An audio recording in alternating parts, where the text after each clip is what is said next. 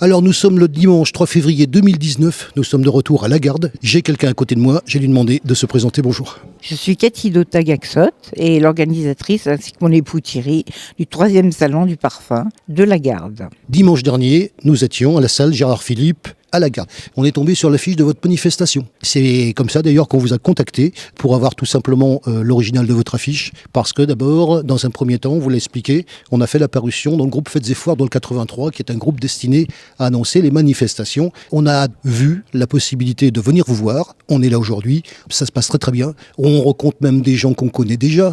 Il y a aussi des exposants que je connais, puisque vous avez vu qu'on a fait le tour. Et je découvre votre manifestation. Alors on va parler d'abord de l'édition. C'est pas la première. Non, c'est la 3e édition que nous organisons pour le Rotary Lagarde et le Rotaract de Toulon. Depuis combien de temps ça existe ? Ça existe depuis 3 ans, depuis 2017 exactement. Alors quand je disais ça, bien sûr, je parlais du nombre d'éditions. Depuis quand vous avez eu ça en tête ? En rencontrant l'organisateur du Salon du Parfum à Grasse, qui m'a demandé si j'étais capable ou si je voulais organiser ce salon à Toulon ou à Lagarde. Donc on a l'origine de l'idée, voilà, et donc une belle origine apparemment. Vous avez des contacts à l'extérieur, bien sûr, il a fallu s'entourer d'une équipe et il a fallu structurer tout ça. Ça se passe comment ? C'est d'abord de choisir une bonne équipe, aidée par le Rotary Lagarde et le Rotaract de Toulon. Donc une fois qu'on a une bonne équipe, je m'occupe du listing et de contacter, ainsi que mon époux, les futurs exposants. Hier, j'étais sur une manifestation à l'Accro. On sait que le président change tous les ans. Je crois que à la date, c'est le 1er juillet. Mais dans un deuxième temps, vous avez des gens qui sont plus attachés à organiser une manifestation.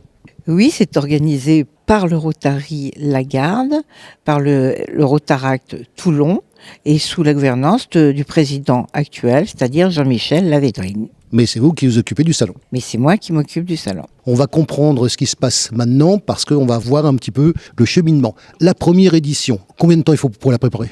Je dirais presque une année, parce que on a beau avoir un listing de base, il faut aussi chercher d'autres exposants, parce qu'ils ne répondent pas tous à votre appel.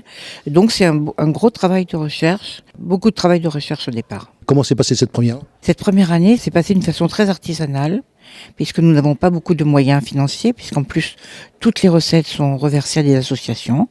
Donc on travaille comme des bénévoles. On va parler bien sûr de la municipalité, mais ça on va en parler après. Deuxième édition ? Un peu mieux, bien sûr. D'abord, on a fidélisé nos exposants. On a essayé de se faire connaître par les moyens de communication, comme les journaux, la radio, voilà. On a travaillé une deuxième année, mais on le sait, ce genre de manifestation de Salon du Parfum met au moins 3 ans avant de vraiment aboutir à beaucoup de visiteurs. Maintenant, la troisième. Depuis combien de temps vous préparez la troisième ? La troisième, ça fait 6 mois. On parlait tout à l'heure de la fidélisation des exposants. Je vous ai vu d'ailleurs discuter avec quelqu'un qui ne pouvait pas exposer cette année. Moi, je suis heureux de voir justement que vous gardez ces contacts. Vous êtes dedans carrément, un petit peu comme nous. Vous êtes passionné de ce que vous faites. On garde ces contacts. On en acquiert d'autres après ? Ah, tout à fait. Du bouche à oreille, après, c'est formidable parce que on rencontre des gens superbes qui vous amènent toujours quelque chose de nouveau. Donc c'est très intéressant, très très intéressant. Et j'aimerais aussi justement attirer beaucoup de jeunes pour leur faire connaître le monde du parfum et peut-être en faire de nouveaux collectionneurs. L'ambiance que vous mettez dans cette manifestation, vous mettez automatiquement votre empreinte d'organisateur. On a l'ensemble des exposants et c'est vous qui gérez tout ça. Moi, c'est ce que j'appelle l'ambiance. Comment ça se passe à votre niveau ? Et à l'aide, bien sûr, de votre équipe que j'ai rencontrée. Oui, en particulier mon époux, parce qu'on est vraiment 2 à travailler là-dessus. Eh bien, c'est très simple. Je connais tous de mes exposants, leurs noms, leur lieu d'origine, d'où ils viennent, ce qu'ils exposent, un petit bout de leur vie. Et je vais chaque fois les contacter personnellement, tous. Enfin, moi, je dirais ça d'une manière alternative. On a une manifestation dans l'année, on est toute l'année en contact. Oui, tout à fait. Tout à fait. Et après, on est très heureux de se retrouver tous parce qu'on devient tous des amis et c'est super. Voilà, moi, c'est quelque chose que je connais aussi à mon niveau. Et c'est pour ça que je suis heureux de vous l'entendre dire. Alors, bien sûr, on a aussi, sur ce genre de salon, on a des visiteurs institutionnels. Vous en avez eu un tout à l'heure, on va le dire. Oui, le député Jean-Louis Masson qui nous a fait l'honneur de venir et de visiter nos salons, qu'il a trouvé merveilleux et nous encourage à faire une 4e édition. Alors, on va parler bien sûr de la suite, parce que la perche est tendue. On va parler bien sûr, et c'est normal, on est, je le rappelle, à la salle Gérard Philippe, où nous étions d'ailleurs dimanche dernier pour le salon de la collection. Donc, c'est un lieu qu'on connaît maintenant plutôt bien. Donc, on connaît aussi, bien sûr, d'une part, la municipalité de la Garde et son service communication, avec qui vous êtes en rapport. Moi aussi, ça tombe bien. Comment ça se passe avec la municipalité et l'aide qu'elle vous apporte, bien sûr? Bien écoutez, monsieur le maire a eu la gentillesse de nous donner la gratuité de la salle, ce qui est énorme déjà. C'est une ville très très dynamique. Il s'y passe toujours quelque chose. Une petite opinion du maire pendant qu'on y est? Charmant. Je confirme. Au cours des précédents salons, il vous a rendu visite déjà? Oui, bien sûr, l'année dernière, sans souci. Il s'est arrêté à beaucoup de stands d'exposants avec lesquels il a discuté. Il s'est intéressé à leur exposition et ça s'est vraiment très très bien passé. Le discours qu'il a prononcé, qu'est-ce qu'il vous a dit en tant que maire sur les caractéristiques de votre salon? Il a trouvé ça merveilleux parce qu'il connaissait pas du tout ce monde du parfum. Lui aussi espère que ce salon de parfum se continuera dans l'avenir.